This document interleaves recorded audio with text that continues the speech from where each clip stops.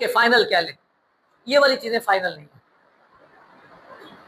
اب جب ہمارے پاس یہ والا علم آتا ہے تو اس کو پھر ہم دو حصوں میں تقسیم کرتے ہیں۔ ایک حصے کا علم وہ ہے جو مخالف ہے قرآن و سنت کے،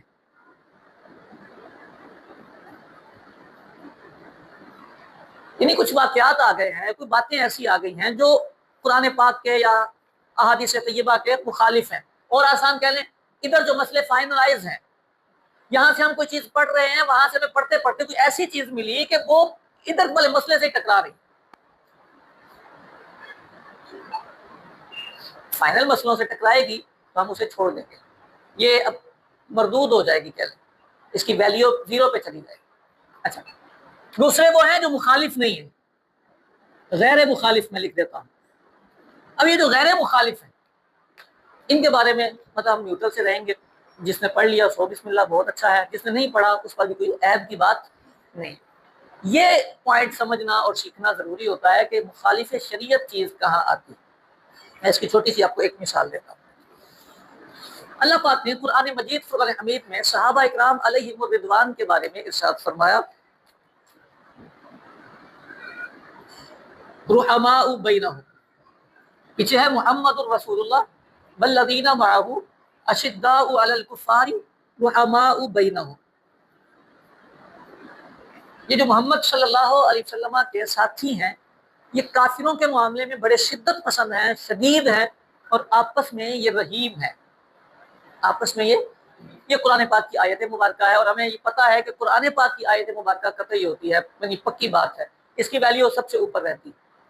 اب اگر کہیں کوئی واقعہ ہمارے پاس آئے، کہیں کوئی واقعہ ہمارے پاس آئے جس میں ہمیں یہ لگے کہ جی صحابہ کی آپس میں کوئی لڑائی ہوئی ہے، وہ ناراض ہو گئے، الجھن آ گئی ہے، ہم اس واقعے کو اس تناظر میں چیک کریں گے، اس واقعے کو اس تناظر میں چیک کریں گے۔ یہاں چیک کرتے ہوئے اب یہ جو ان کے آپس میں رحم دل ہونے والی بات ہے یہ فائنلی رہے گی، ہم یہ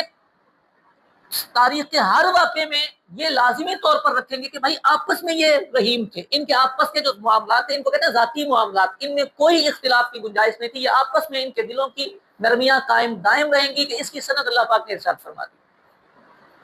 بڑا مشہور واقعہ ہے جناب سیدہ فاطمہ الزہرا رضی اللہ تعالی عنہا والا، بخاری شریف میں ہے۔ بخاری شریف یہ بھی ایک نقطہ یاد رکھنے والا ہے، توجہ سے یاد رکھنا ہے اس کو۔ بخاری شریف حدیث کی کتاب ہے، تو ہمارے نارملی کنسیپٹ میں ہوتا ہے کہ یہ حدیث،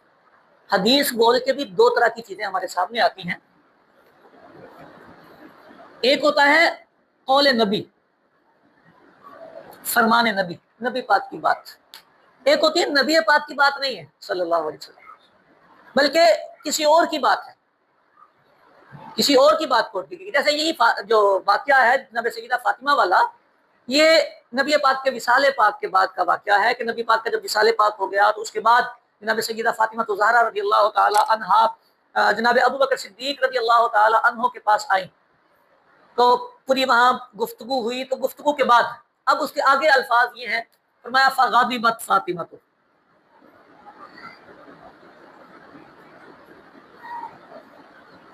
سیدہ فاطمہ غضبناک ہو گئی، غضبت فاطمہ۔ اب یہ کس کا جملہ ہے؟ یہ حدیث نبی پاک کا تو جملہ ہے نہیں، واقعی بات ہے۔ پھر راوی چلتے چلتے آ رہے ہیں، راویوں میں ابن شہاب زہری ہیں ایک راوی، یہ جملہ ان کا ہے، یہ بات ان کی ہے۔ تو اب یہ بات ان کی ہے، اس کو ہم نے یہ دیکھنا ہے کہ سیدہ پاک جناب ابوبکر صدیق سے ناراض ہیں، یہ یہاں لکھا ہے، بخاری میں لکھا ہے، لیکن اگر یہ اس کے مخالف ہے تو یہ قابل قبول نہیں رہے گا، یہ جملہ قابل قبول نہیں رہے گا۔ اب یہاں سوچنے والی بات ہے کہ بخاری شریف میں لکھا ہے تو پھر بھی قابل قبول نہیں، بالکل ایسا۔ یہ سبق پڑھنے کی بنیادی باتوں میں، یعنی کیوں کہہ لیں درس نظامی کہہ لیں یا عالم کورس کہہ لیں یا دین پڑھنے کی بنیادی باتوں میں یہ بات سمجھائی جاتی ہے۔ بخاری شریف میں جو کنفرمیشن ہے وہ صرف اس بات کی ہے کہ یہ جملہ کوڈ درست ہوا ہے، تو درست بھی کوڈ ہوا ہے تو ایک راوی کی یہ بات ہے، اتنا تو کنفرم ہے کہ انہوں نے یہ بولا ہے، لیکن ان کا یہ بولنا درست ہے کہ نہیں اس کی کوئی بات، یعنی یہ تو کنفرم ہو گیا بخاری میں ہونے سے کہ انہوں نے بولا ہے، اگلی بات ابھی باقی ہے نا، جو انہوں نے بولا ہے وہ ٹھیک ہے کہ نہیں، کیونکہ نبی بولنے وہ تو ہمیشہ ہی ٹھیک بولتے ہیں، اگر نبی کی بات ہو تو وہ تو ہمیشہ ہی ٹھیک ہوتی ہے،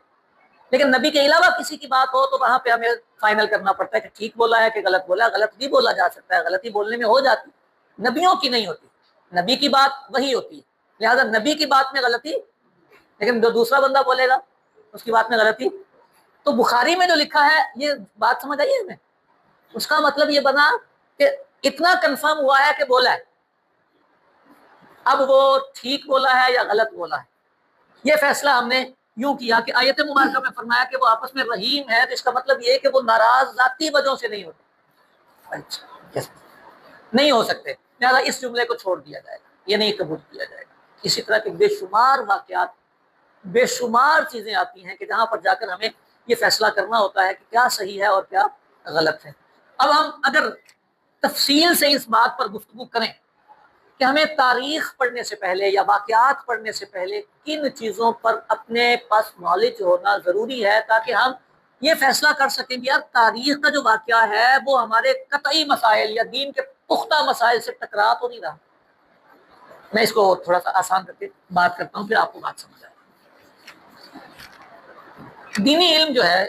دین کی باتیں جو ہیں وہ دو طرح کی آ جاتی ہیں، ایک ہوتی ہیں قطعی، ایک ہوتی ہیں ظنی۔ یہ چھوٹے چھوٹے لفظ آپ ذہن میں بٹھانے کی کوشش کریں، قطعی اور ظنی۔ قطعی کا مطلب ہوتا ہے یہ وہ باتیں ہیں کہ جو بالکل اتھینٹک ہیں، بالکل کلیئر ہیں، ان میں شریعت مطہرہ نے بالکل فائنلائز کیا ہوا ہے۔ ظنی کا مطلب ہوتا ہے کہ اس میں کمی ہے،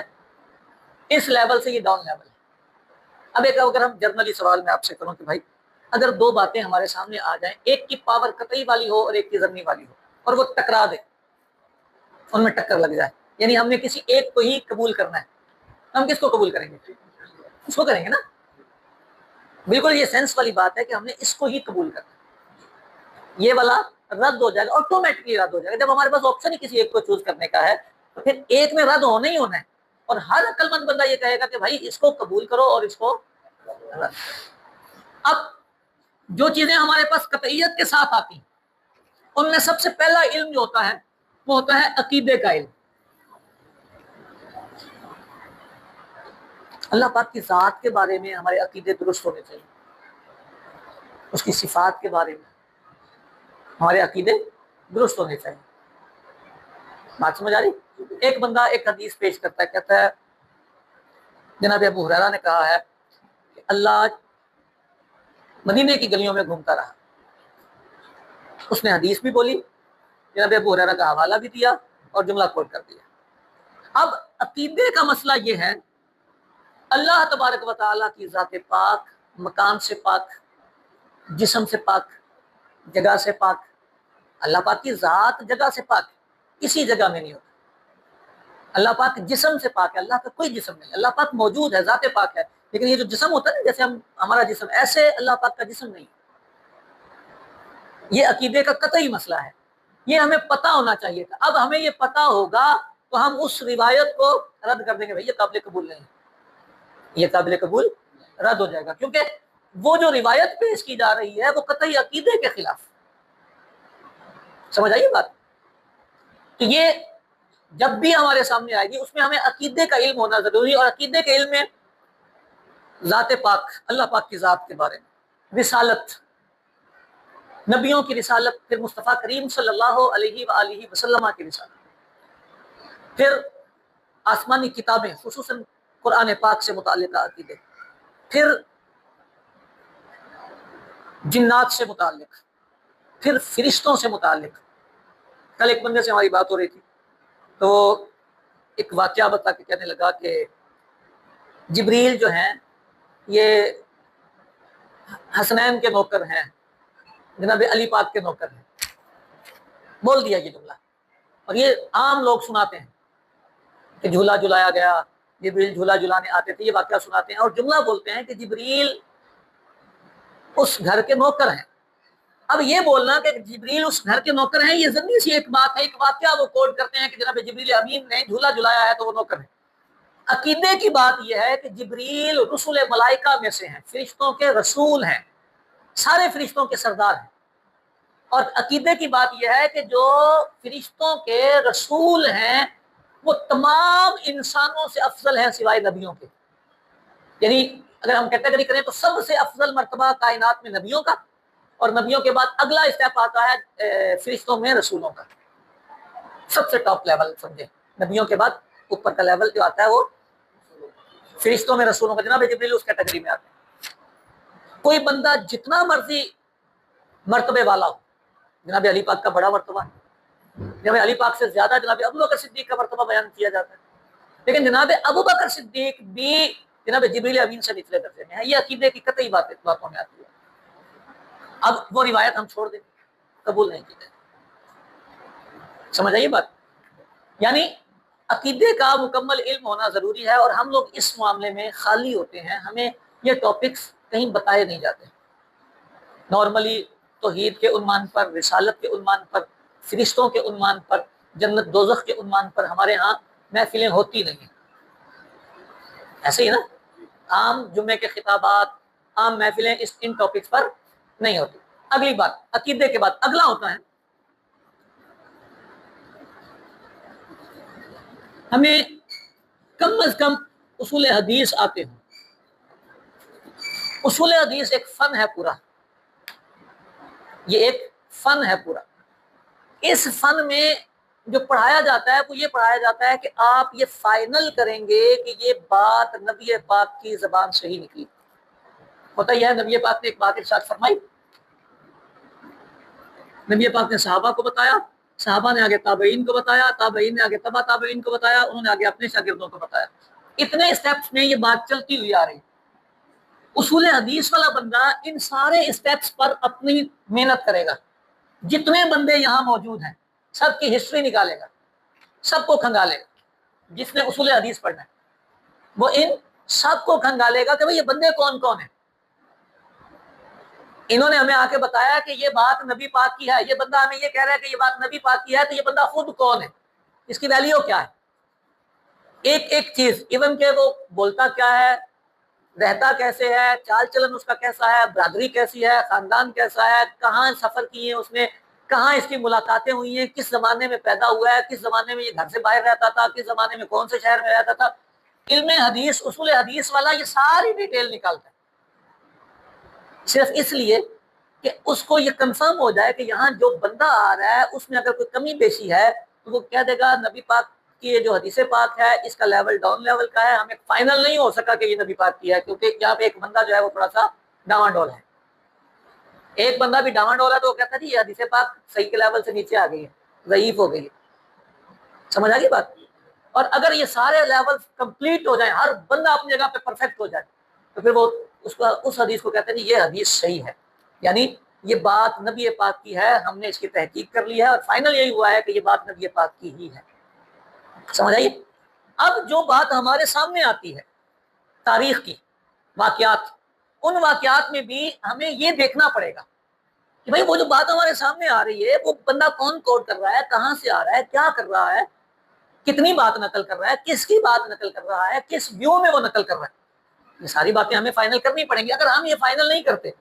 تو حدیث کے معاملے میں جیسے شبہ آ جاتا ہے اور وہ کہہ دیتے ہیں جی حدیث ضعیف ہو گئی، تاریخ کے بات بھی ضعیف ہو جائے گی. حدیث کی تو اپنی ویلیو نبی پاک کی وجہ سے بھی ہوتی ہے،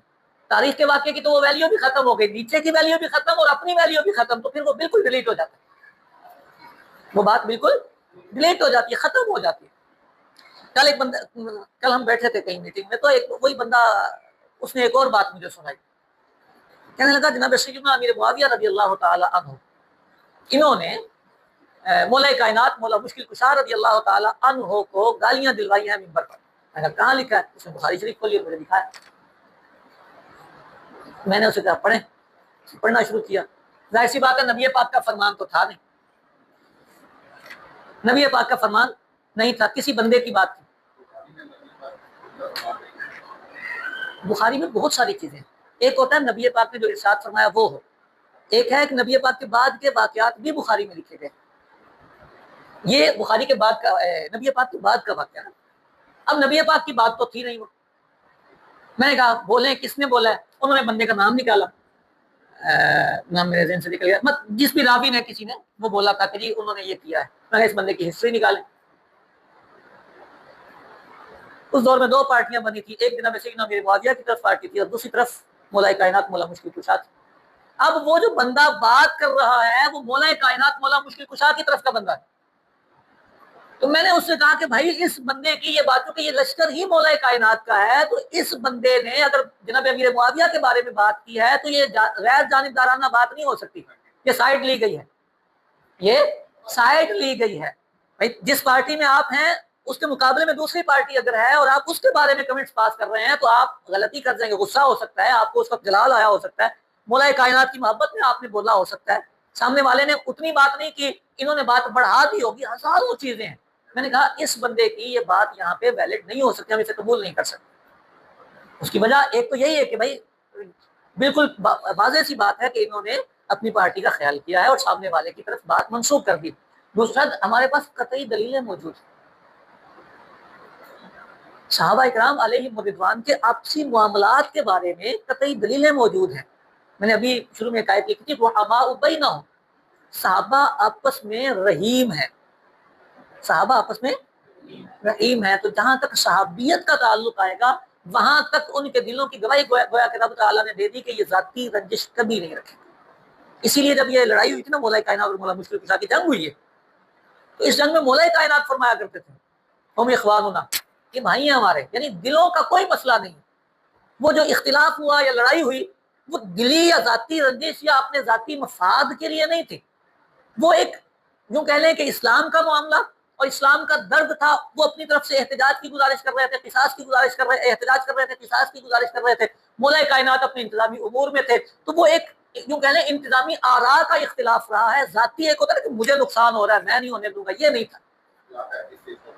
اختلاف صرف یہ تھا کہ جناب عثمان غنی رضی اللہ تعالی عنہ شہید ہو گئے تھے، اور یہ شہادت کوئی معمولی نہیں ہے کہ سلطان وقت ہو، امیر المؤمنین ہو اور سارے مسلمانوں کے خلیفہ راشد ہوں اور انہیں بے دردی سے گھر میں شہید کر دیا گیا۔ مولا کائنات منصب پہ آ گئے، حالات خراب تھے۔ دوسری طرف جناب امیر معاویہ تھے، وہ جناب عثمان غنی کے وارثین میں آتے ہیں، نہیں وہ منصب پہ نہیں آنا چاہ رہے تھے۔ جب یہ منصب پہ آئے تو انہوں نے مطالبہ کیا کہ علی جا آپ قصاص لے لیں، جنہوں نے قتل کیا ہے ان کو پھینٹی لگائیں، ان کو قتل کریں۔ اس کے پیچھے ان کے 2 مقاصد تھے، ایک تو یہ تھا کہ خون کا بدلہ خون ہے، یہ شریعت مطہرہ کا حکم ہے، اس کو پورا کریں۔ دوسرا یہ تھا کہ بھائی یہ نارمل کیس نہیں ہے کہ جس کو ہم ڈیلے کر دیں، یہ ہے اسلام پر حملہ ہو گیا ہے اور ٹاپ لیول پہ جا کے حملہ ہو چکا ہے، اسلام پر حملہ ہوا ہے اور ٹاپ لیول پہ جا کے حملہ ہوا ہے۔ اگر آج ان کو تھوڑی سی بھی چھوٹ دی نا، ان قاتلوں کو تھوڑا سا بھی ہم نے مہلت دے دی تو یہ آگے اسلام کا ملیا میٹ کر دیں گے اور بچے گا ہی کوئی نہیں۔ ظاہر ہے جب یہ خلیفۃ المسلمین کی گردن تک پہنچے گا یہ آپ کو بھی شہید کر دیں گے اور مسلمانوں کو یہ نقصان پہنچائیں گے اور اسلام کی ساری تعلیمات ختم ہو جائیں گی۔ یہ اچھی سوچ تھی۔ دوسری طرف بھی مولا کائنات مولا مشکل مدینہ العلم، باب مدینہ العلم ہے، ان کے پاس اپنے معاملات تھے۔ مسئلہ یہ تھا کہ جناب عثمان غنی کی شہادت کے وقت نظام بالکل دھرم برہم ہو گیا تھا، اور جب نظام بالکل دھرم برہم ہو جائے اور جو خلیفہ وقت بنے گا نا اس کو سنبھالتے ہوئے وقت لگے گا، یعنی یوں کہہ لیں کہ ایک دفعہ تو ہلچل ہی اتنی ساری مچ گئی تھی کہ وہ وقت ہی نہیں ملا۔ تو ان کے کہنے کے مطابق یہ تھا کہ قصاص ہوگا، سب کچھ ہوگا، لیکن کچھ وقت دیں، کم از کم تحقیقات کر لی جائیں، معاملات سلجھا لیے جائیں، خرابی زیادہ نہ بڑھ جائے۔ اور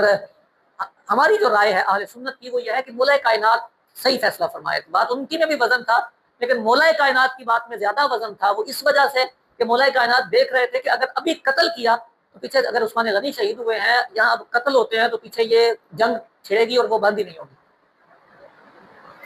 وہ جو دوسری طرف تھے وہ زیادہ فتنہ پرور لوگ تھے، تو مولا کائنات نے قصاص میں ڈیلے کیا، وہاں سے قصاص کا مطالبہ ہوا۔ یہ لڑائی تھی، اس میں ذاتی کسی کی نہیں تھی، نہ مولا کائنات ذاتی طور پر تھے نہ امیر معاویہ۔ اب یہ گفتگو ہر بندے کو سمجھ آنی چاہیے کہ جناب امیر معاویہ اگر آئے ہیں میدان میں اور انہوں نے آ کے احتجاج کیے ہیں،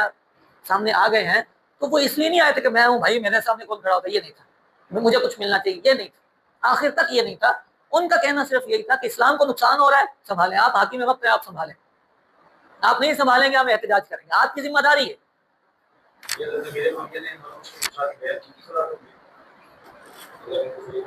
اگر خلیفہ ڈکلیئر نہ کیا ہوتا تو آپ قصاص کا مطالبہ ہی نہ کرتے، اگر انہوں نے خلیفہ تسلیم نہ کیا ہوتا تو پھر یہ مطالبہ ہی نہ کرتے، خلیفہ تسلیم کر لیا تھا۔ یہ دیکھیں کچھ چیزیں ہمیں ان کے منصب کے مطابق سمجھ لینی چاہیے۔ دونوں طرف صحابی ہیں، اور نبی پاک کی طرف سے بہت ساری چیزیں متعین تقریباً کر دی گئی تھی. صحابہ میں کچھ چیزیں مشہور تھیں. سب سے اول جناب صدیق اکبر ہیں, پھر فاروق اعظم ہیں, پھر عثمان غنی ہیں, پھر مولا کائنات کا نام آیا کرتا تھا. یہ چیزیں صحابہ میں مشہور اور عام تھیں. تو جناب امیر معاویہ کون ہوتے ہیں کہ جو اس عمل میں اختلاف کریں گے کہ آپ چوتھے نمبر پہ کیسے آ رہے ہیں؟ یہ ایم لوگوں کی بنی ہوئی بات. اختلاف یہ تھا ان کا جس کو غلط رنگ دیا گیا.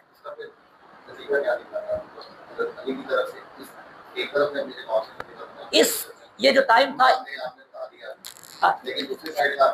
اگر اس میں یوں کر لیا جائے کہ اگلے اتوار کا موضوع یہی رکھ لیا جائے تاکہ اسی پر ہی سیر اصل بحث ہو جائے, اس موضوع کو کمپلیٹ نہ کر لیں.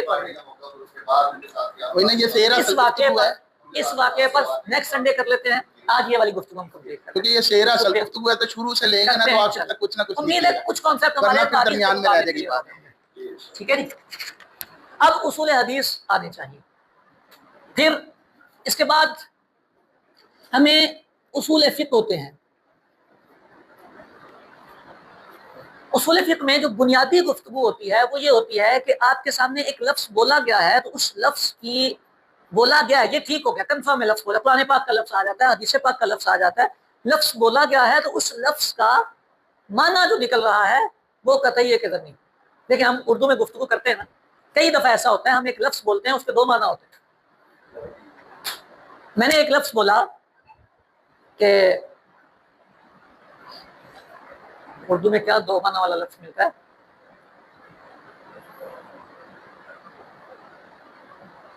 تلا لے لیں. میں کسی بچے کو بولوں کہ یار تلا لے آؤ, چپل کا تلا بھی ہے اور ویسے وہ تلنے والے کو بھی کہتے ہیں, اور ایک تلا پوئیں والا بھی آتا ہے. یہ لفظ بولنے کے بعد سامنے والا میری بات کو سمجھنے کے لیے میری وضاحت کا انتظار کرے گا کہ سر آپ کیا کہنا چاہتے ہیں. ان الفاظ کو کہتے ہیں یہ مشترک لفظ ہوتے ہیں, ایک سے زائد معنی والے ہوتے ہیں. ان کے معنی ایک سے زائد ہوتے ہیں. عربی میں بھی ایسے ہی ہوتا ہے, بلکہ عربی میں تو اور بہت ساری چیزیں ہوتی ہیں. اب جہاں پر ایک سے زائد معنی ہوتے ہیں اس لفظ کو مشترک کہتے ہیں. قرآن پاک میں بھی وہ لفظ آئے نا تو وہ ضمنی لیول پہ اس کا معنی چلا جاتا ہے. اس کا معنی پھر آیت قطعی رہتی ہے, آیت قطعی رہتی ہے, معنی اس کا ضمنی ہو جاتا ہے. یعنی اس کا معنی کے اعتبار سے لیول نیچے آ جاتا ہے دلیل کا, پھر وہ اپر لیول کی دلیل نہیں رہتی. قطعی آیت ہے, اس کے معنی ڈبل ہیں اور وہ فائنل نہیں کیے گئے, فائنل بعد کے علماء نے کیے, مجتہدین نے کیے, تو اس کو پھر یہ کہا جاتا ہے اس کا معنی ضمنی ہو گیا. یہ قرآن پاک کی آیت میں, حدیثوں میں بھی ایسے ہی ہوتا ہے. اب جب قرآن اور حدیث میں معنی کے اعتبار سے ضمنیت آ جاتی ہے, یعنی دلیل قطعی آ رہی ہو اور اس کے معنی میں ضمنیت آ جائے تو اس کا لیول ڈاؤن ہو جاتا ہے. تو تاریخ میں بھی چونکہ عربی کتابیں لکھی گئی, عربی جملے لکھے گئے, تو ان جملوں کا مطلب سمجھنا, لفظوں کے معنی پرکھنا اور ان معنی پہ توجہ کرنا, یہ اصول فقہ پڑھنے والے کی ذمہ داری بنتی ہے. اگر کسی کو یہ نہیں آتا تو وہ عام طور پہ غلطی کرتا ہے. میں کبھی کبھی کہا کرتا ہوں, یہ مرزا محمد علی جیلمی اس وقت بڑا مشہور ہے, اس کا مطالعہ بہت اچھا ہے, اس کا مطالعہ بہت اچھا ہے ہاں, لیکن اس کے پاس کمزوری اس بات کی ہے, یہ کمزور ہے ان کا, یہ نکالتے ہیں اور فوراً اس کو بیان کر دیتے ہیں, لفظ کی ویلیو نہیں دیکھتے, جس کا نقصان یہ ہوتا ہے کہ یہ تقریباً ہر مسئلے میں اختلاف نکال کے لے آتے ہیں. وہ اختلاف نکلتا ہی اس لیے ہے کہ جو دلیل پیچھے اکابرین نے قطعی کے مقابلے میں ضمنی کر کے چھوڑ دی تھی, قطعی کے مقابلے میں ضمنی کر کے چھوڑ دی تھی, جب آپ اس سے بے خبر ہیں آپ نے اس کو قطعی بنا کے ویلیو بنا کے اس کو پیش کر دیا, اور یہ آپ کی غلطی, یہ نارمل یہ غلطی ہے, یہ رہتی ہے جب تک یہ علم نہ آتا. اور ہمارے ہاں یہ تو عام لوگ نہیں سیکھتے, وہ کہتے ہیں یہ مولویوں کا کام, حالانکہ یہ بڑی کام کی چیز ہے. اصول فقہ ہے بڑا دلچسپ سبجیکٹ ہے, لیکن سمجھنا اور پڑھنا پڑتا ہے اس کو باقاعدہ, یہ فن ہوتا ہے, سبق کے طور پر لینا ہوتا ہے. اصول فقہ عقیدے آتے ہوں, اصول حدیث آتے ہوں, اصول فقہ آتے ہوں. آخری بات جو قطعی دلیلیں ہیں ان سب کا تقریباً علم ہو اپنے پاس, تاکہ آپ جب تاریخ پڑھ رہے ہیں تو تاریخ پڑھتے ہوئے آپ کسی واقعے سے, کسی خبر سے, کسی جگہ سے کوئی ایسی چیز نہ لے لیں جو آپ کے کسی قطعی نظریے سے ٹکراتی ہو, کسی قطعی دلیل سے ٹکراتی ہو. کیونکہ قطعی دلیل آنے کے بعد قرآن پاک سے آ جائے یا حدیث پاک سے جو قطعی دلیل آتی ہے اس قطعی دلیل کا انکار کرنے کی گنجائش ختم ہو جاتی ہے، اس کا انکار نہیں ہو سکتا۔ اگر آپ نے یہ آپ کو آتا ہی نہیں تھا اور آپ تاریخ پڑھنے چلے گئے اور تاریخ پڑھتے پڑھتے آپ نے بہت ساری چیزیں کور کرنے کی کوشش کی، پھر ہو جائیں گے، جہاں پہ پھر انکار آنے شروع ہو جائیں گے،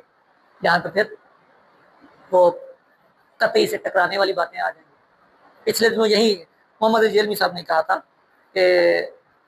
چشتی رسول اللہ والی بات، وہ غلطی کہاں تھی؟ وہ اس قطعی کے مقابلے میں بک میں لکھا ہونا بھی ضمنی ہوتا ہے، قطعی نہیں ہوتا۔ دیکھیں آپ کتابیں پڑھتے ہیں، اس دور میں بڑی احتیاط کے ساتھ بڑا کام ہوتا ہے، کمپیوٹر پہ کتابیں لکھی جاتی ہیں،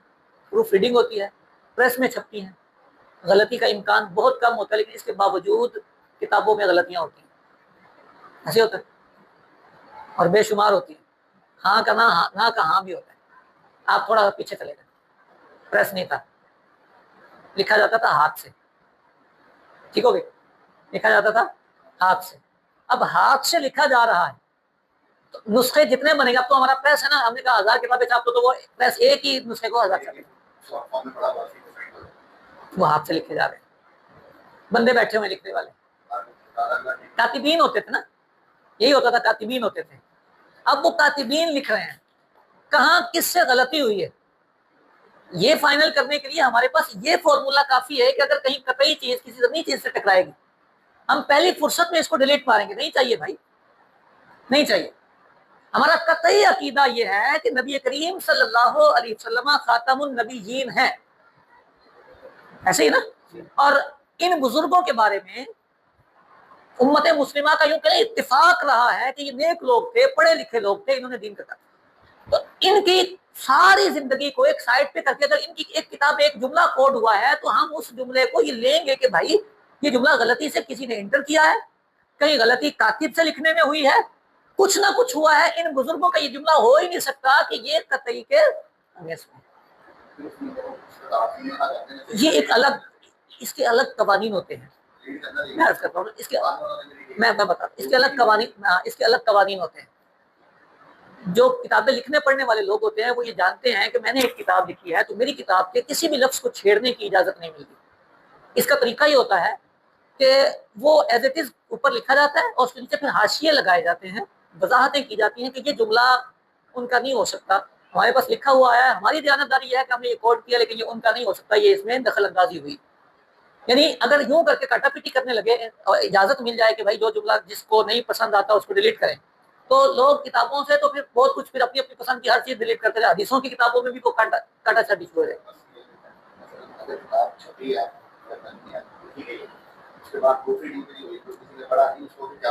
اصل میں یہ اس دور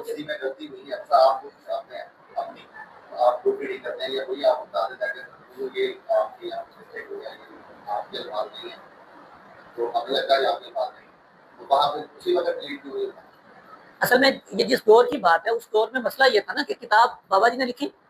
تھوڑا سا تصور کریں گے، بابا جی نے لکھی اور وہ دے دی امت کو کہ بھائی یہ کتاب پڑھنے والی،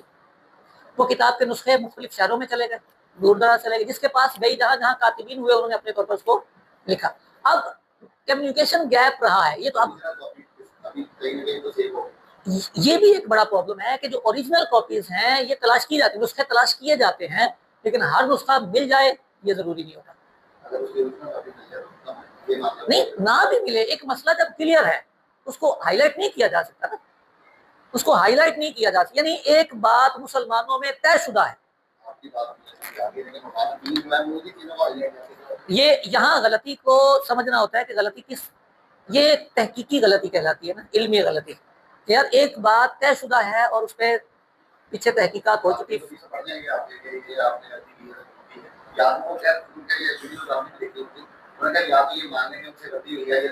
یہ تو مانا ہوا ہے ان سے، مطلب یہ ہے کہ یار دو باتیں ہوتی ہیں، کاتب سے غلطی ہوئی یہ ہم تسلیم کر چکے ہیں، لکھا ہوا غلط ہے یہ بھی تسلیم کر چکے ہیں، ایک پوائنٹ ہم یہ کہہ دیتے ہیں کہ یہ ان کا جملہ نہیں ہے تو بھی ہم کلیئر، اور اگر سپوز دیٹ ان کا ہے تو ان سے غلطی ہوئی ہے یہ تسلیم، اس سے آگے کی تو بات ہی ختم ہو جاتی ہے، یعنی یہی آپشن ہے کہ ہم یہ کہہ دیں یہ ان کی بات نہیں ہے، فرسٹ آف آل تو یہ ہے کہ یہ ان کی بات نہیں ہے، اتنے مطلب ذی شعور اور بزرگ کامل بزرگ تھے یہ ان کی بات نہیں ہے، یہ ایک پوائنٹ، اس سے اوپر چلے جائیں کہ ان کی ہے لیکن ان سے غلطی ہوئی، ان کی توجہ نہیں گئی، یعنی ان سے لکھنے میں غلطی، بعض دفعہ بندہ سوچتا نہیں اور لکھتے ہوئے لکھ کے چلا جاتا ہے، یعنی قلم چلتے ہوئے بے توجہی ہو جاتی ہے، تو یہ بے توجہی ہوتی ہے، اسے کہتے ہیں سہو کاتب ہوا ہے۔ یہ عام کتابوں میں بہت سارے جملوں میں ہوتا ہے، یہ ایک دو کتاب کا نہیں ہے، کئی ساری کتابوں میں یہ ہوتے ہیں اور وہاں ہم یہ وضاحتیں کرتے ہیں، لہٰذا یہ میں جو ابھی سمجھا رہا تھا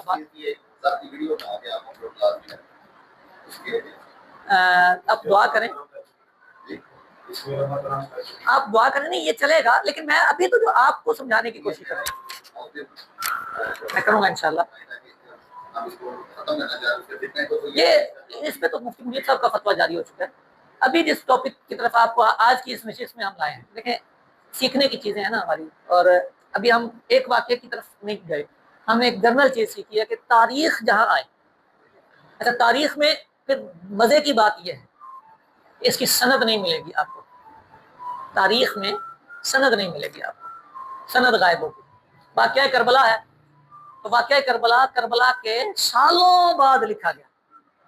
اب سالوں بعد جو بندہ کربلا کا واقعہ لکھ رہا ہے وہ کیا کرے گا، مطلب سوچے گا، کچھ پلان کرے گا، جیسے نہیں ایک فلم ڈائریکٹر ہوتا ہے تو وہ کہانی کو ترتیب دیتا ہے، اس کے پاس تھوڑے سے آتے ہیں اشارے کہ یار یہ ہوا ہے، یہ بھی چل رہا ہے سلطنت عثمانیہ والا ڈرامہ عثمان، ان کے پاس تھوڑے سے تاریخ کے واقعات آئے تو انہوں نے اس کو پورے کو سٹوری بنایا ہے، ایسے ہی ہوا ہے نا، مطلب واقعات کو جوڑا ایک سے دوسرے کو، دوسرے سے تیسرے کو، یہ تاریخ والا بھی یہی کرتا ہے،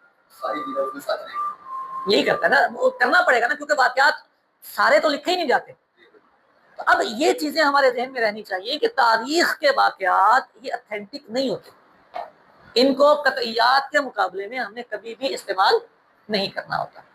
ٹھیک ہوگی۔ فرمایا گیا یا ایھا الذین آمنوا ان جاءکم فاسق بنبأ فتبینوا، اے ایمان والو تمہارے پاس اگر کوئی فاسق کوئی خبر لے کے آئے تو اس کی تحقیق کرو، تحقیق کرنا ذمہ داری ہوتی ہے۔ اب تحقیق کرنے میں بھی ایک غلطی ہوتی ہے جو ہمارے ہاں عام ہوتا ہے، تحقیق کرنے کا مطلب یہ کہتے ہیں کہ ہم نے کتابوں سے نکالا ہے، یہ نہیں ہوتا، تحقیق کا مطلب کتابوں سے نکالنا نہیں ہوتا ہے، تحقیق کا مطلب ہوتا ہے کہ جو آپ بات کہہ رہے ہیں اس بات کے صحیح اور درست ہونے کا فیصلہ فرمائیں، یہ نہیں آپ نے ثابت کرنا کہ فلاں بندے نے اس تک کی یہ بات ٹھیک ہے، ایک بندہ ہے وہ کربلا کی بات کر رہا ہے اور وہ کربلا میں موجود ہی نہیں تھا، آپ نے یہ تو بتا دیا کہ اس نے بات کی ہے، لیکن اس کی بات کی کیا ہوگی نہیں دے سکتے نا آپ، جب اس کے پیچھے چین ہی کوئی نہیں، رابطہ ہی کوئی نہیں، تو اس کی بات کی ویلیو ختم ہو جائے گی۔ اب صرف اس کی وہ بات قابل قبول ہوگی جو ہمارے ان چیزوں میں کسی سے ٹکرائے گی نہیں، نارمل ہوگی، جہاں وہ نارمل بات نہیں ہوگی ہم اسے ڈیلیٹ کر دیں، نہیں چاہیے۔ صبر خاندان اہل بیت کا حصہ رہا ہے، امام علی مقام کو بچپن میں شہادت کی خبر مل گئی، کسی نے رونا دھونا نہیں کیا، کسی نے کوئی دعا بھی نہیں کی کہ اللہ ٹل جائے، اب جب شہادت پاک ہوئی اس کے بعد اگر کوئی بندہ واقعہ تاریخ کا ہمیں یہ سناتا ہے کہ جی وہ روئے تو بال کھول دیے تو چیخے چلائے، اب سوچنے والی بات ہے یہاں پہ یہ کہ یار ان اللہ مع الصابرین قرآن پاک میں ارشاد فرمایا گیا اور تربیت نبی پاک نے فرمائی ہے اس خاندان کی، مصیبت پر صبر کرنا ان کو نبی پاک نے سکھایا ہے، اور اس سے پیچھے واقعات مولا کائنات شہید ہوئے صبر ہوا، رویا دھویا نہیں، اچھا جناب امام حسن شہید ہوئے ہیں صبر ہوا، تو امام علی مقام شہید ہوئے ہیں تو وہ بے صبری والا جو ہے وہ ہمارے ان چیزوں سے ٹکراتا ہے، لہذا ہم وہ واقعہ چھوڑ دیں گے، نہیں قبول کریں گے، نہیں بھائی یہ ہمیں چلتا ہی نہیں، بے صبری نہیں ہوئی، واقعے کا درد ہمیں بھی ہوتا ہے، تکلیف ہمیں بھی ہوتی ہے، لیکن ہم اس واقعے کو ان قطعیات کے مقابلے میں نہیں لے سکتے، یہ باتیں میں سمجھ آ رہی ہیں۔ نبی کریم صلی اللہ علیہ وسلم کی مشہور حدیثیں ہیں کہ مرد کو زیور ناجائز ہے، ہمارا بنیادی سا ایک مسئلہ ہے، ہر مسلمان یہ جانتا ہے زیور ناجائز ہے، سونا نہیں پہن سکتا، چاندی نہیں پہن سکتا، لوہا نہیں پہن سکتا، زنجیریں نہیں پہن سکتا، کسی بھی طرح کے کڑے نہیں پہن سکتا، ایک انگوٹھی وہ بھی 4.5 ماشی چاندی، صرف ایک انگوٹھی کی اجازت۔ اب یہ مشہور مسئلہ ہے نا ہمارا، قطعیات میں آتا ہے، اب اگر کوئی بندہ یہ کہے امام زین العابدین کو بیڑیاں پہنائی تھی تو میں بھی خود سے پہنوں گا، اس کو بولیں گے بھائی نہ اس واقعے کو ہم بیڑیاں پہنائی گئی ہم اس کو نہیں غلط کرتے، لیکن آپ کو اس کی اجازت نہیں ملے گی کیونکہ وہ اس کے خلاف چلا جائے گا. اب یہی نا، تو اس کے خلاف چونکہ چلا جائے گا تو ہم اسے قبول نہیں کریں گے، رد کر دیں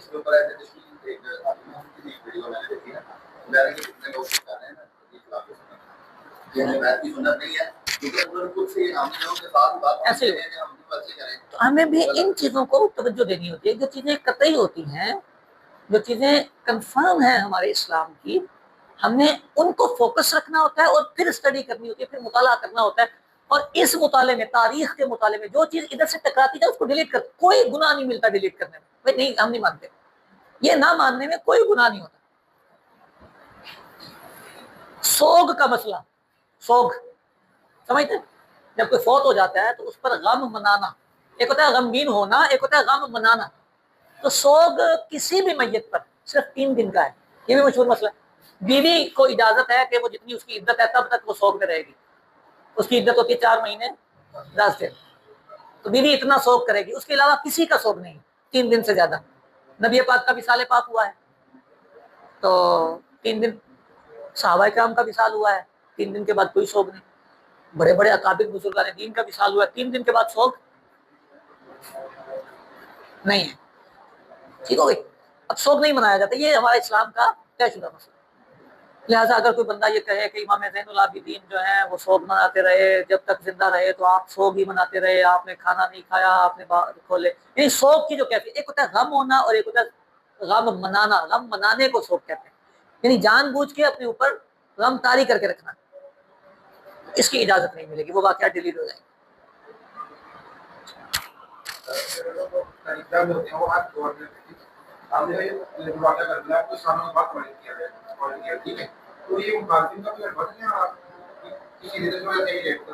مخالفین کے ہاتھ ایک وہ لگا ہے، شیعوں کے ہاتھ ظاہر ہے کہ فائدہ مند چیز لگی ہے، لیکن مورخین ایک الگ فیلڈ کے لوگ ہوتے ہیں جو ہر دور میں رہتے ہی ہیں اور وہ لکھتے رہے ہیں. تو ابو مخنف نامی بندہ تھا جس نے سب سے پہلے کربلا کا واقعہ لکھا ہے. شیعہ